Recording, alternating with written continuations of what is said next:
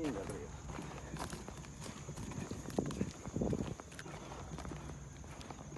Qué raro que no hay nadie. Todavía está la piedra que pusimos allá, ¿no? Sí.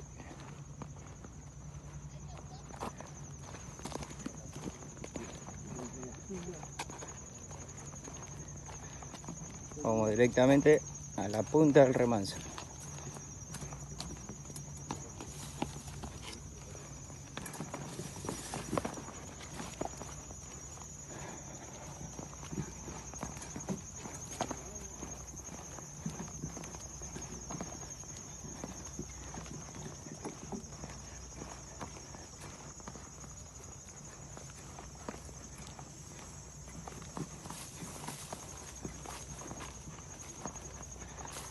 Bueno, al parecer subió. Antes estaba más abajo, así que ahora subió.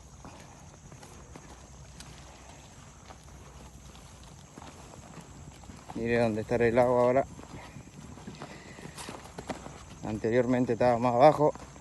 Hay que pasar por el otro lado. Así que vamos a ver qué pasa.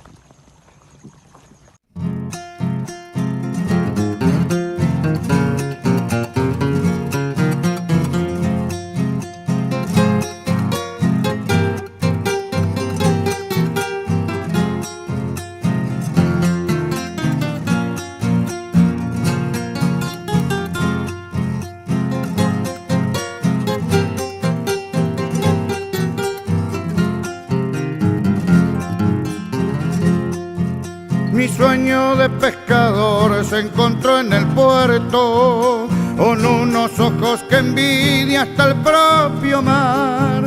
Y yo que estaba al acecho tendí mis redes en el remanso profundo de tu mirar. Por evitar ser mi presa te confundiste, tu barquita mar adentro se trasladó. Y yo en mi canoa de sueños te fui siguiendo, sabiendo que en mi terreno soy ganador. Te acorraló la tormenta, tifón de besos y abrazos, y presentí tu naufragio, frágil barco de cartón, y te llevé a lo profundo como un tiburón hambriento. Desde ese día me siento rey pescador.